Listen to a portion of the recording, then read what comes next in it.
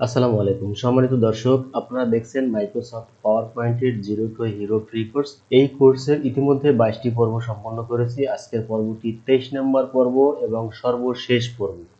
এই পর্বটিতে থাকছে নতুন নতুন চমক। এই চমকগুলো দেখার জন্য অবশ্যই আমার সাথে থাকেন এবং এই ভিডিওটিতে একটি লাইক দিয়ে পরবর্তী যে অংশটুকু আছে সবটুকু অংশ দেখবেন এবং আপনারা যারা পিছনের পর্বগুলো দেখেননি তারা পিছনের পর্বগুলো ডেসক্রিপশন বক্সে থাকা লিংক থেকে দেখে নেবেন। আশা করি উপকৃত হবেন।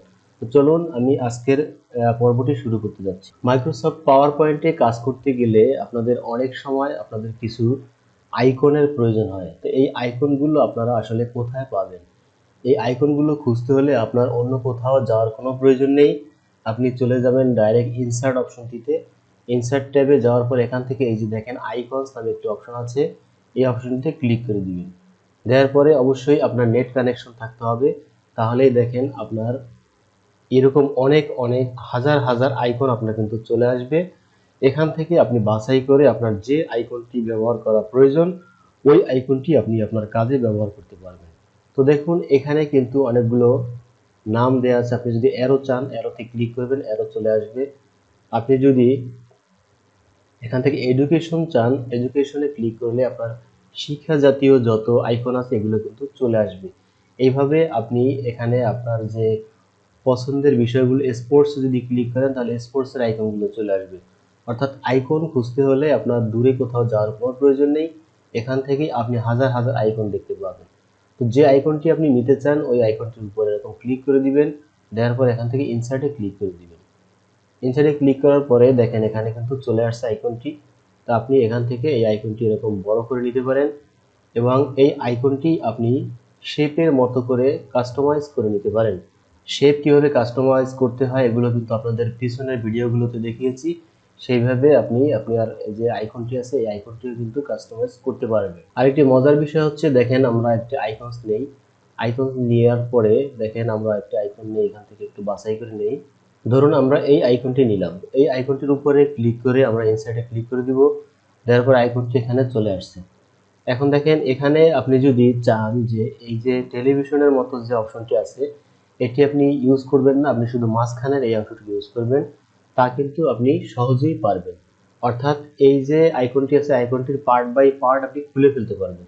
যেমন আপনি আইকনটির উপরে ক্লিক করার পরে এখানে দেখেন বাম পাশে যে কনভার্ট টু শেপ নামে একটা অপশন আছে এটাতে উপরে ক্লিক করে দিবেন।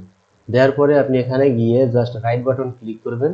করার পরে এই যে গ্রুপ থেকে আপনি এখানে আনগ্রুপ অলরেডি করা আছে, আনগ্রুপ যদি করা না থাকে তাহলে রাইট বাটন ক্লিক করে এখান থেকে এই আনগ্রুপে ক্লিক করে দিবেন। দেওয়ার পরে দেখেন আমি বাইরে ক্লিক করি। ক্লিক করার পরে দেখেন আমাদের কিন্তু এই যে টেলিভিশনের যে অপশনটি আছে এটি কিন্তু আমার আলাদা হয়ে গেছে এবং এই যে ভিতরে যে অংশটুকু ছিল এগুলোও কিন্তু একবারে পার্ট বাই পার্ট আলাদা হয়ে গেছে। এখন আপনি যদি চান আপনি যে কোনো অংশ আপনি আপনার ইচ্ছে মতো ইউজ করতে পারেন। তো এই সুযোগটি কিন্তু আপনি বাহির থেকে বা নেট থেকে কোনো আইকন যদি ডাউনলোড করেন অন্যভাবে সেটা কিন্তু নাও হতে পারে। এখানে মাইক্রোসফট পাওয়ার পয়েন্টে যে আইকনগুলো দেওয়া রয়েছে এই আইকনগুলো আপনি আপনার ইচ্ছে মতো করে আপনি ভেঙেও ইউজ করতে পারবেন। আশা করি আইকন নিয়ে আপনার আর কোনো দুশ্চিন্তার কোনো প্রয়োজন নেই, আপনি আপনার ইচ্ছে মতো আইকন এখান থেকে ইউজ করতে পারবেন। আরেকটি বিষয় আজকে দেখাবো সেটি হচ্ছে কিভাবে আপনি আপনার এই যে স্লাইডগুলো আছে এখানে কাস্টম কিছু স্লাইড আপনি পাবেন। যেমন আমরা যদি ফাইলে যাই, ফাইলে ক্লিক করার পরে দেখেন এখানে কিছু এখানে থিম দেওয়া আছে আপনার। এই থিমগুলো আপনি যদি ইউজ করতে চান তাহলে ইউজ করতে পারবেন, আর এগুলো যদি ইউজ করতে না চান এখানে দেখেন মোর থিম নামে একটি অপশন আছে, এই মোর থিমে ক্লিক করে দেবেন। দিলেই কিন্তু আপনার দেখেন এখানে অনেকগুলো থিম চলে আসবে। তো এই থিমগুলো কিন্তু আপনি আপনার এখানে একটি সার্চ বার আছে, এই সার্চ বারে আপনি যে বিষয়গুলো লিখে দিবেন ওই বিষয়ের থিম এখানে চলে আসবে। দেখেন এখানেও কিন্তু এই যে এডুকেশন আছে, এডুকেশনে যদি আমি ক্লিক করে দেই তাহলে শিক্ষা জাতীয় বা এডুকেশন রিলেটেড যত টেমপ্লেট আছে সেগুলো কিন্তু এখানে চলে আসবে। অবশ্যই এক্ষেত্রে কিন্তু নেট কানেকশন থাকতে হবে। এখন এখান থেকে আপনি যেই টেমপ্লেটটি বা যে স্লাইড ইউজ করতে চান ওই স্লাইডের উপরে ক্লিক করে দিতে হবে। যেমন আমরা এটার উপরে ক্লিক করে দিলাম। ক্লিক করে দেওয়ার পরে দেখেন এরকম একটি অপশন চলে আসবে। আসার পর এখানে একটি ডাউনলোড সাইজও লেখা থাকবে। এখান থেকে আপনি জাস্ট ক্রিয়েটে ক্লিক করে দিবেন। ক্রিয়েটে ক্লিক করে দেওয়ার পরে এরকম ডাউনলোড হতে থাকবে। ডাউনলোড হওয়ার পরে আপনার কিন্তু এই যে স্লাইডটি, আপনার যে মাইক্রোসফট পাওয়ার পয়েন্ট আছে সেই পাওয়ার পয়েন্টটি কিন্তু ওপেন হয়ে যাবে। তো এখন দেখেন আপনি এখান থেকে কিন্তু ক্লিক করে কাস্টমাইজ করতে পারেন যে কোনো ওয়েতে। আপনি এখানে পেন্সিলের ছবি না দিয়ে আপনি অন্য কোনো ছবি দিতে পারেন, ক্যালকুলেটরের ছবি দিতে পারেন, এটা সম্পূর্ণ আপনার বিষয়। এখানে ক্লিক করলেই আপনি কিন্তু যে কোনো কিছু, যেমন আপনি লেখা যদি এডিট করতে চান, এই লেখার উপর এখানে কিন্তু আপনি আপনার ইচ্ছে মতো করে লিখে দিতে পারেন। যে দেখেন আমি আমার নামটি লিখে দিলাম। এখান থেকে আপনি এই যে বইগুলো আছে, বইগুলো সরিয়ে এখানে অন্য কিছু দিতে পারেন। এখানেও কিন্তু আপনার কাস্টমাইজ করার একটি বিষয় থাকে, যেমনটি আপনার স্লাইড তৈরি করতে কিন্তু অনেক সময়ের প্রয়োজন।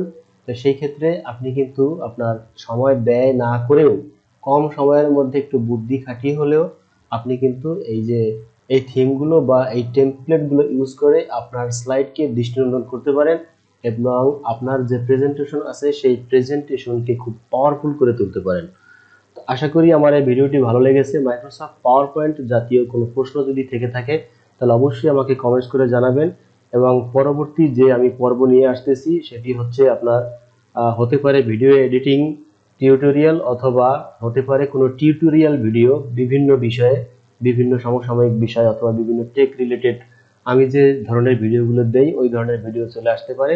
তো আমি ইতিমধ্যে কমিউনিটি ট্যাবে একটি পোস্ট করেছি, ওই পোস্টে আপনি ভোট দেবেন আপনারা সবাই, যাতে করে আমি আপনাদের পছন্দ অনুযায়ী ভিডিও ক্রিয়েট করে আপনাদের জন্য দিতে পারি এবং আপনাদের ছোট ছোট কিছু বিষয় হলেও শিখে উপকার করতে পারি।